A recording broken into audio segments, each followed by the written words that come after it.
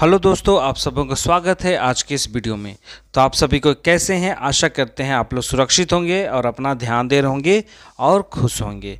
तो आज जो मैं टॉपिक आप सबों के सामने लेके आया हूँ, भारत के एक महान शासक के बारे में जो आप सबों को मैं बताना चाहता हूँ।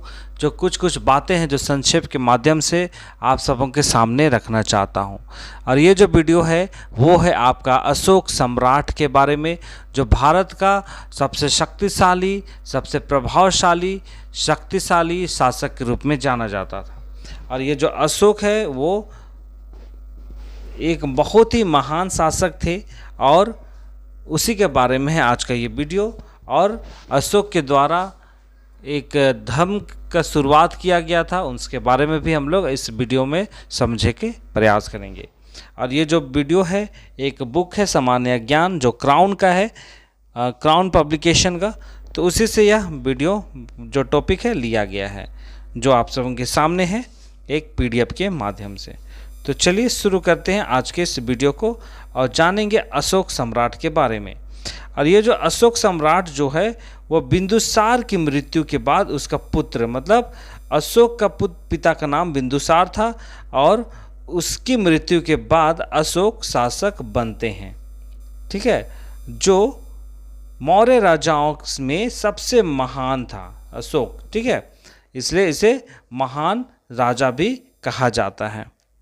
ठीक है, जो अशोक है वो 273 ईसा पूर्व में गद्दी पर बैठता है। 273 ईसा पूर्व पे वो राजा बनता है और तो वो बना था आपका 273 ईस्वी में वो गद्दी पे बैठता है।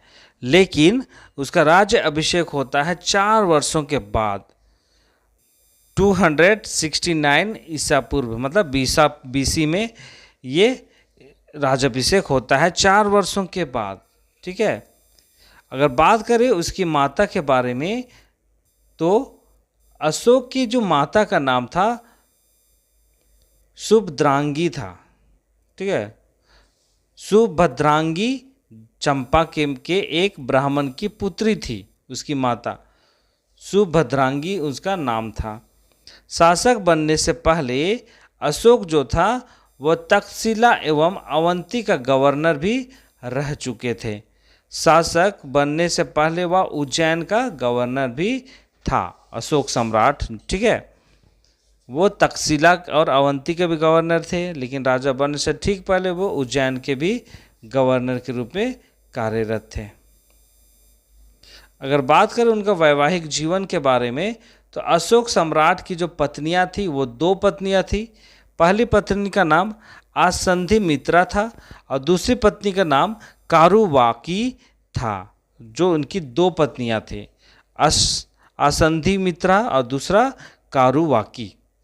अशोक के अभिलेखों में कारुवाकी एवं उसके पुत्र तिवर, ठीक है, तिवर का उल्लेख मिलता है, लेकिन आसंधि मित्रा का नहीं। ठीक है, तो अभिलेखों के माध्यम से कारुवाकी का मिला है और उसके पुत्र तिवर का भी वर्णन देखने को मिलता है।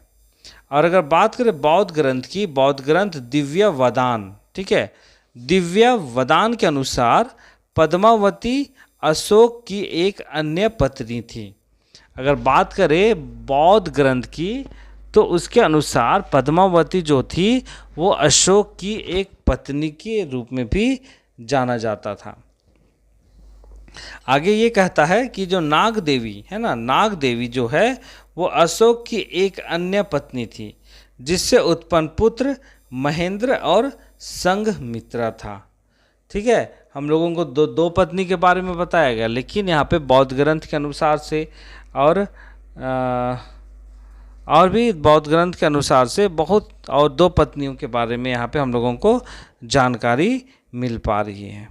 ठीक है, और आगे ये कहता है कि अशोक के अभिलेखों में से उसे देवानान पिये, ठीक है, और पियदस्सी कहा जाता था अशोक के अभिलेखों में। ठीक है, देवानंद पिये और पियदस्सी, ये आपको अभिलेखों के माध्यम से प्राप्त होता है। चलिए अब हम लोग देखेंगे अशोक के धम्म के बारे में। हम लोग जानते हैं धम्म के बारे में, अशोक की बात होती है जब भी इतिहास में, तो इस धम्म का जिक्र जरूर से ज़रूर होता है। तो ये धम्म क्या है उसके बारे में हम लोग समझेंगे। ये जो धम्म जो है वो अशोक ने धम्म का प्रतिपादन किया है। यह धार्मिक शिक्षाएं ना होकर सामाजिक एवं नैतिक नियमों का एक दस्तावेज के रूप में जाना जाता है। राजा अशोक ने श्रीलंका एवं मध्य एशिया में बौद्ध धर्म का प्रचार प्रसार किया। श्रीलंका में उसने अपने पुत्र महेंद्र और पत्नी संघमित्रा को प्रचार के लिए भेजा। कहाँ? श्रीलंका में और मध्य एशिया में इन दोनों को भेजा। अब बात करें शिलालेख के माध्यम से, तो 15वें वृहद शिलालेख के अनुसार उसने धम्म प्रचार के लिए धम्म महापात्रों का नियुक्ति भी उन्होंने किया था, ऐसी बातें कही गई है। और अशोक ने बौद्ध तीर्थ स्थलों की यात्रा धम्म यात्रा की शुरुआत की और एक उपासक के रूप में अशोक 10वें वर्ष में बोध गया और 12वें वर्ष में निगाली सागर और 20वें वर्ष में आपका क्या हो गया? लुम्बिनी गया था। ठीक है, चलिए आगे देखते हैं।